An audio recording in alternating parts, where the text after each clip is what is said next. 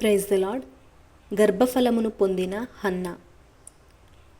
1 సమూయేలు 1:1. వీరిలో ఒకదాని పేరు హన్న, రెండవ దాని పేరు పెనిన్నా. పెనిన్నాకు పిల్లలు కలిగారు, కానీ హన్నాకు పిల్లలు లేకపోయిరి. హన్న అనగా కృప అని అర్థము. ఆమె పేరుకు తగినట్టు ఆమె దేవుని కృపను పొందినది. కృప అనగా అర్హత లేని వారిపై ప్రేమ, దయ చూపించి ఆధిక్యతలను ఇచ్చుట. హన్న ఎల్కానా యొక్క మొదటి భార్య. అతనికి పెనిన్నా అను మరొక భార్య కూడా ఉన్నది. పెనిన్నాకు పిల్లలు కలిగారు, కానీ హన్నాకు పిల్లలు లేరు. దానిని బట్టి ఆమె వైరియగు పెనిన్నా హన్నాను విసిగించుచు ఆమెకు కోపము పుట్టించెను. కాబట్టి హన్న ఎప్పుడూ ఏడ్చుచు దుఃఖముతో గడుపుచుండెను. తన భర్త తనను ఎంత ప్రేమించినను బిడ్డలు లేని కొరత ఆమెను గొడ్రాలుగా చేసి తీరని మనోవేదనకు గురిచేసెను. కీర్తన 127:3. గర్భఫలము యెహోవా ఇచ్చు బహుమానము, కుమారులు ఆయన అనుగ్రహించు స్వాస్థ్యము. గర్భఫలము దేవుని కృప వలనే పొందవలసినదే. గర్భము మూయగలవాడు ఆయనే, గర్భము తెరవగలవాడు ఆయనే. ఇది గుర్తించని హన్న అనేక సంవత్సరములు గర్భఫలము కొరకు తన భర్తని వేధించింది, కానీ జీవదాత అయిన దేవునిని అడుగలేదు. మత్తయి 7:7. అడుగుడి మీకియ్యబడును, వెదుకుడి మీకు దొరుకును, తట్టుడి మీకు తీయబడును. ఈమె ఏటేటా దేవునికి బలి అర్పించుటకు, మ్రొక్కుటకు షీలోహులో ఉన్న దేవుని మందిరమునకు పోయి బలులు చెల్లించి వచ్చుచుండెను. కానీ తన హృదయమును తెరిచి హృదయములో ఉన్న దుఃఖమును, కోపమును ప్రభువు సన్నిధిలో ఒప్పుకొనలేదు. తన కొరతను, అవసరతను తీర్చమని ప్రభువును అడగలేదు. ఆమె కోపముతోనే దేవుని మందిరమునకు వెళ్తున్నది, కోపముతోనే తిరిగి వస్తున్నది. దుఃఖముతో దేవుని సన్నిధికి వెళ్ళుచున్నది, దుఃఖముతోనే తిరిగి వస్తున్నది. ఇటువంటి భక్తి వలన ప్రయోజనమేమి?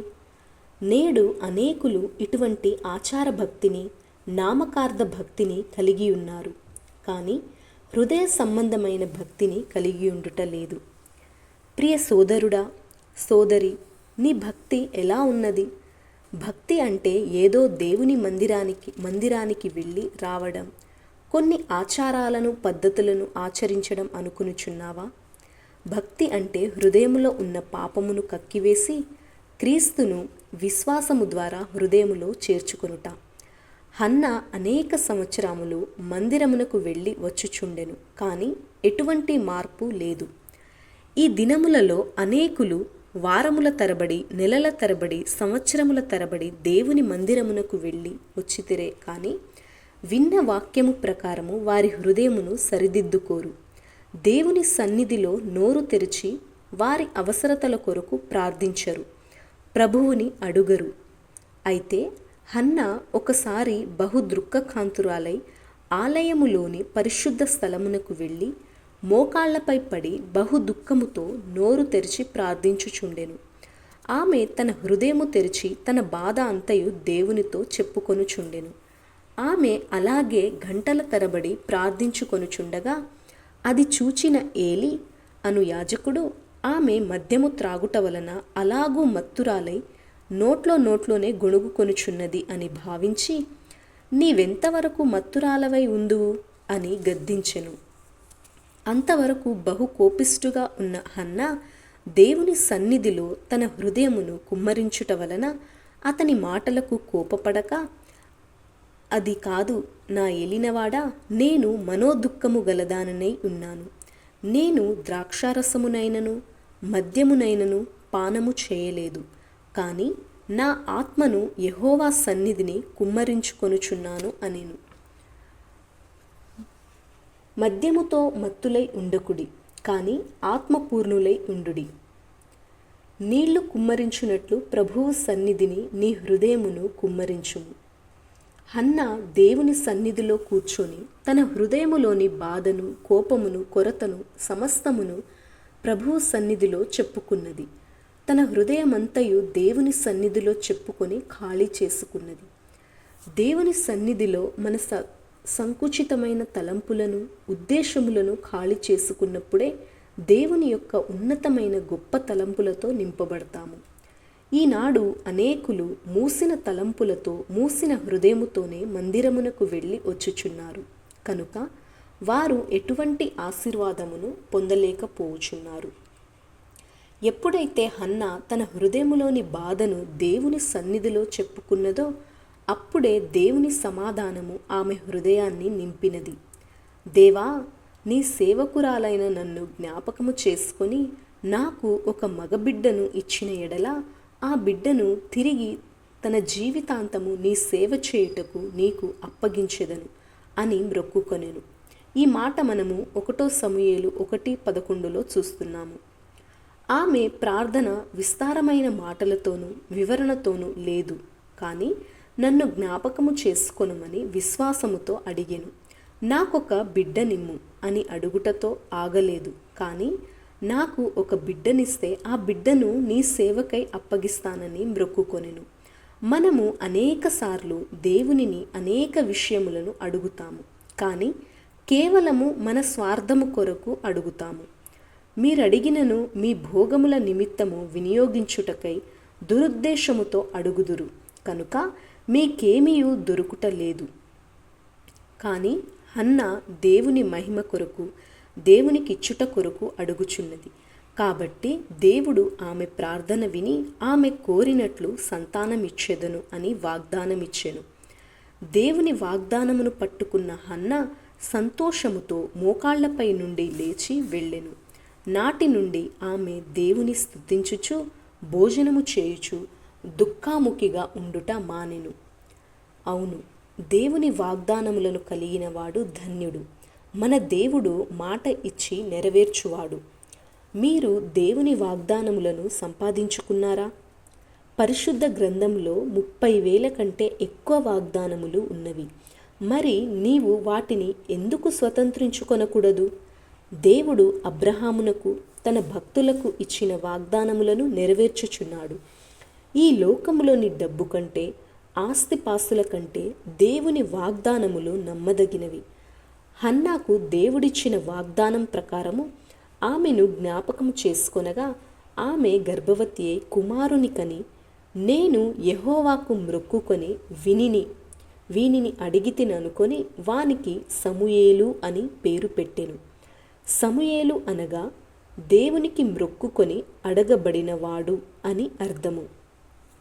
దేవుని దీవెనలను పొందిన హన్నా అంతటితో దేవుని కృపను మరువక తాను దేవునికి చేసిన మ్రొక్కుబడిని గుర్తు చేసుకొని సమూయేలును దేవునికిచ్చుటకు చిన్న వయసులోనే దేవుని మందిరమునకు అప్పగించుట కొరకు సిద్ధపరచుచుండెను.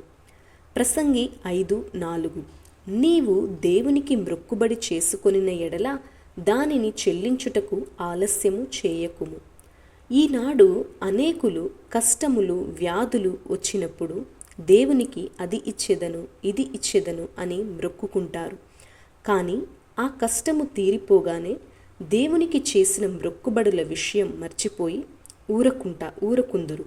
ఎందరో తల్లులు తమ బిడ్డలు మరణావస్థలో ఉన్నప్పుడు, ప్రభువా, ఈ బిడ్డను బ్రతికిస్తే నీ సేవకిస్తా అంటారు.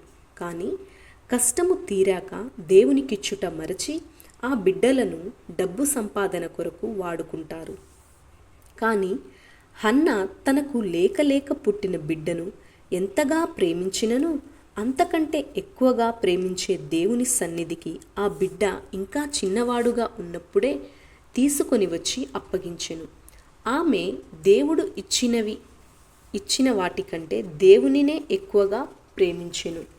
దేవుడు అబ్రహాముతో, నీకు ఒక్కడై ఉన్న నీ కుమారుని అనగా నీవు ప్రేమించు ఇస్సాకును నాకు దహనబలిగా అర్పించుము అని కోరగా, దేవునిని నమ్మిన అబ్రహాము తన బిడ్డను దేవునికి ఇచ్చుటయందు వెనుకాడలేదు.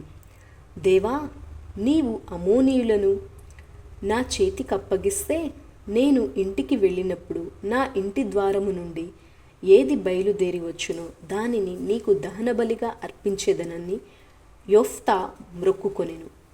అతడు ఇంటికి వెళ్ళినప్పుడు అతని ఏకైక కుమార్తె ఎదురు రాగా అదెంతో అతనికి దుఃఖమును వేదనను కలిగించే విషయమైనను వెనుదీయక దేవునికిచ్చుట మాట ప్రకారము తన మ్రొక్కుబడిని చెల్లించెను. కారణము అతడు తన కుమార్తె కంటే దేవునిని ఎక్కువగా ప్రేమించెను. ఎవడైనను నా యొద్దకు వచ్చి తన తండ్రిని, తల్లిని, భార్యను, పిల్లలను, అన్నాదమ్ములను, అక్కా చెల్లెలను, తన ప్రాణమును సహా ద్వేషింపకుంటే వాడు నా శిష్యుడు కానేరుడు. మరియు లూకా 14:26. ఎవడైనను తన సిలువను మోసుకొని నన్ను వెంబడింపని ఎడల వాడు నా శిష్యుడు కానేరడు. ఆ బిడ్డను దేవుని మందిరంలోనికి తెచ్చి దేవుని మందిరంలో పరిచర్య చేయుటకై వదిలిపెట్టి దేవుని దీవెనలు పొంది ఇంటికి వెళ్ళిన హన్నాను దేవుడు దర్శింపగా ఆమె గర్భవతి అయి 3 కుమారులను 2 కుమార్తెలను పొందెను.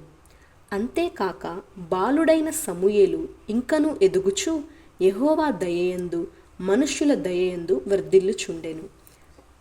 సమూయేలు పెద్దవాడు కాగా యెహోవా అతనికి తోడై ఉన్నందున అతని మాటలలో ఏదియూ తప్పిపోలేదు. లూకా 6:38. ఈయుడి మీకియ్యబడును. దేవుడు ఎవరికి అచ్చియుండువాడు కాడు. ఆయన అడిగిన వారికి ధారాళంగా ఇచ్చువాడు. మనమును హన్నావలే ప్రార్థించి దేవుని ఆశీర్వాదాలను పొందుదుము. ఈ వాక్యము దేవుడు దీవించునుగాక. ఆమెన్.